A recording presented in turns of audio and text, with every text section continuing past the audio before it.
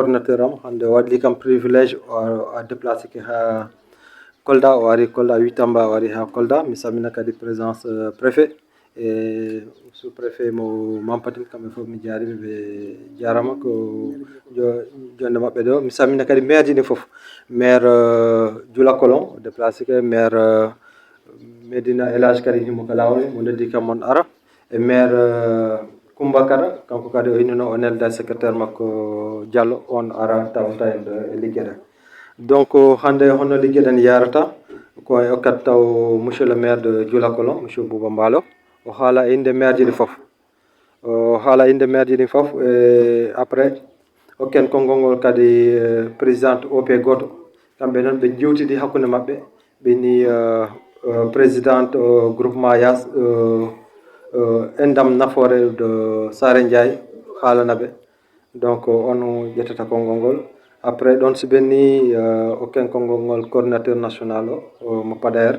après hokken konngol ngol monsieur le préfet du département de Kolda après noon jehen waɗen remise symbolique e tete baali tati tan o kiran ɗum de façon très symbolique rewɓe ɓe e après continent cérémonie meɗen an kadi ko ɗum woni programme hannde o mino salmina chef d'antenne Pader gonɗo Kolda monsieur Diallo mino salmina l'infatigable sous-préfet Diadja Dia ngandi Diadja Dia ko département o mo darani darano département o darani kala commune ji gonɗi e département e ɗum dagui mino jaramo mino jara sous-préfet Mampatim par ce que Mampatim ka e nder département Kolda tawa mi weltima maire ji ɗi beltima bénéficiaire ji ɗi beltima population gonɗo département Kolda fof weltanimamo ko mbaɗɗon ɗo ko ɗum wiire ballal ko woni ballal yimɓe guitte ɗo gonɗo naɓeɗo dow Pader soodi baali hokkide bénéficiaire Pader waɗi ko wawi ko ɓe mbaɗi ko doole mumen hinde ko bénéficiaire ji ɗi kaldan minin projet ji ɗi mbaɗa hinde ɗum ɗo hewani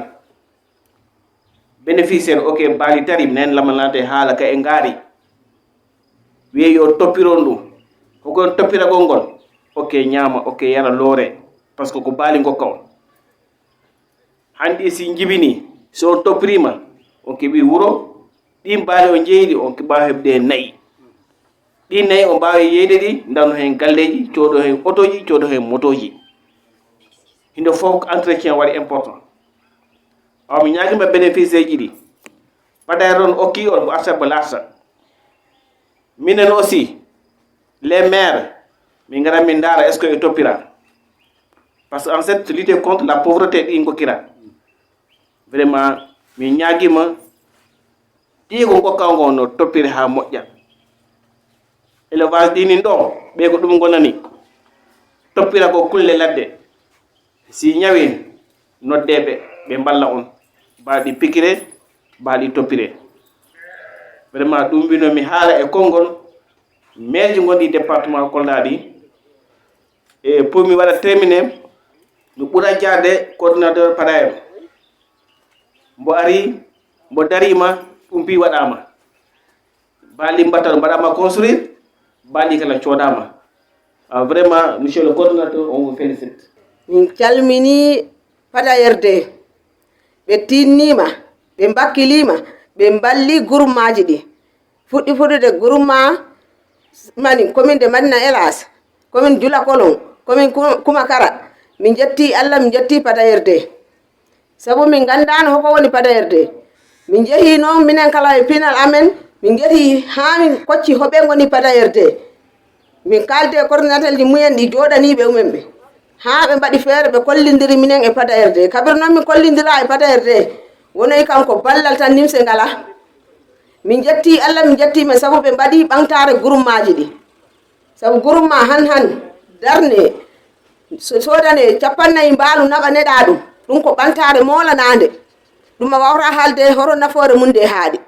heddima tan bénéficiaire ji ɗi kala mbakkilo tinno na président ji ɗi tinnoɗi ha mbawi yaltinde ɗum ni kayen coordinateur padayero kayen kala bakkilo si naɓanama han bakkilo tinnora noon taw koye ɓeyda yaarude dow kono wona lippitoɗen te commune jiye kala wonata wona ɗi tan commune ji haaɗi kono fottunone ma commune. Le sous-préfet de l'arrondissement de Mapatim, au nom monsieur le maire de Dioula-Colon,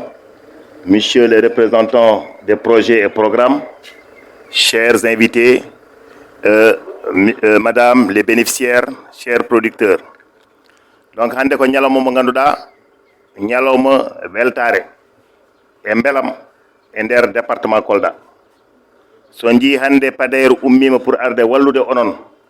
yimɓe ɓe mo ganduɗa yimɓe ɓe mbi Pader ari ko habde heege ari ko ɓamtade pour yimɓe ɓe gummuno to gonnoɗo caɗele ene godno mais hande ɓe mbi ɓe jiiɗi ko yimɓe ɓe gummo to goni ɗo. Donc ça veut dire que hande temedere e nogas mo ganduɗa mbaalu en sooda ara totta e yimɓe wona yimɓe fof totta wona groupement ji fof totta aussi ɗum ene wiye tan hande son tottama ɗum aussi yo jogorɗum ko ganduɗa ene ɓooya en juuta jalton to gonɗon ɗo janggo e janggo mbawon dañde en hunde ngaalu mbawon wallude yimɓe woɗɓe gonɓe e GIE ji mon ɗi. Donc ene yetta yimɓe gummiɓe e Sare Elage ene yetta aussi GIE endam mi anda jokkere endam kamɓe fof yimɓe fof mo ndi fof ene yette. Donc ko onon hande ko ñalawma mon ñalawma mo ganduɗa Pader e hoore mum ma continue ƴeewde to paaɗon ma continue aussi ƴeewde holto par ce que ballal ngal wona haalani tan e tottirde jawdi ballal ngal aussi ene ma e aliment concentré ko wiyete ripas ko ballal ngal aussi ma ya e ganduɗa ko woni ko fof ko safrata jawdi ndi. Donc janggo e janggo aussi amin jiiɗi aussi relais ji ɗi nana e nder ji kañumne ko battede formation ɗum fof pour janggo e janggo so ñaw ari wawa safrude wawa wallude haade mum nawde to docteur vétérinaire o walla haade mum nawde to chef de poste. Donc hande vraiment ko weltare monsieur le préfet, monsieur le sous-préfet. Donc vraiment on est très content aujourd'hui d'être là aujourd'hui dans le département de Kolda pour appuyer encore une fois de plus ces groupements de femmes.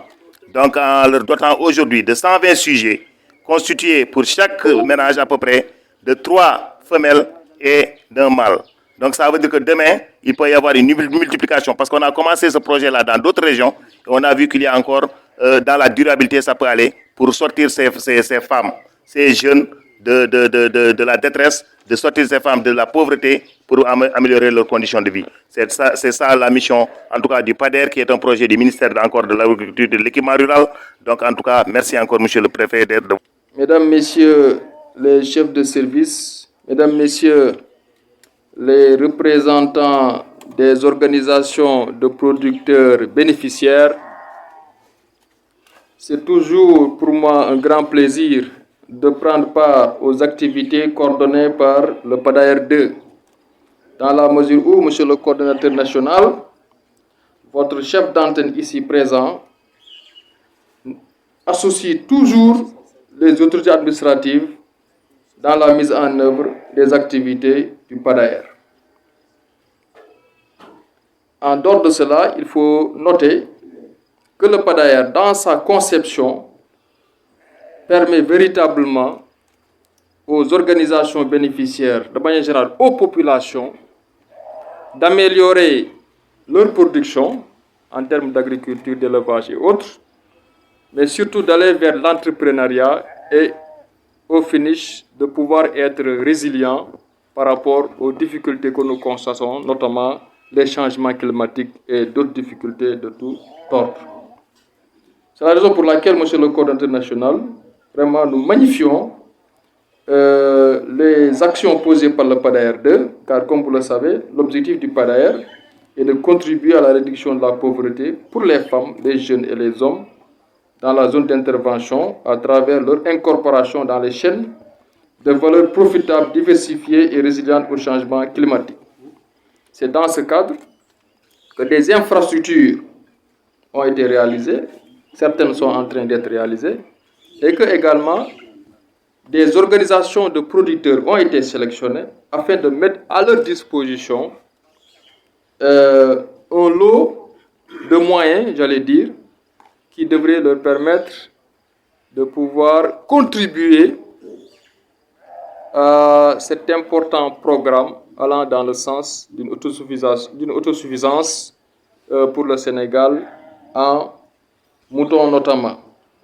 car aujourd'hui, les organisations de producteurs ici présentes, qui sont composées de 10 bénéficiaires, et chaque bénéficiaire va recevoir un bélier assuré, 3 brebis assurées, 2 mangeoires et 2 abreuvoirs, un aliment concentré, et pour l'aliment concentré, donc c'est 2 tonnes, donc c'est 2 tonnes par organisation, hein? 2 tonnes d'aliments concentrés par organisation et un lot de produits pharmaceutiques. Voilà ce qui pourra vraiment leur permettre de faire un bond en avant dans le secteur de l'élevage. Pour cela, je voudrais véritablement féliciter le PADAER, vous féliciter monsieur le coordinateur national, féliciter monsieur le chef d'antenne, donc toujours disponible et toujours aux côtés des producteurs pour leur permettre vraiment d'aller de l'avant. L'impact économique, c'est de permettre ces femmes de sortir un peu de cette pauvreté précaire. Donc aujourd'hui, on sait dans le monde rural, c'est très difficile pour une femme d'assurer même les quelques économies, par exemple. Maintenant, on ose espérer avec ces sujets mis à leur disposition d'améliorer leurs revenus, d'améliorer leurs conditions de vie, de les faire sortir de cette vulnérabilité qui est là dans cette zone d'intervention. Surtout en cette période de soudure du mois de septembre, août-septembre, où on dit le mois d'août, souvent chez nous on dit que le mois août pour emprunter ça en polar. Donc c'est pour permettre aux femmes, aux bénéficiaires, aux groupements vulnérables de sortir de cette précarité et de les accompagner dans les activités génératrices de revenus. Donc améliorer leurs conditions de vie et leurs revenus. Merci.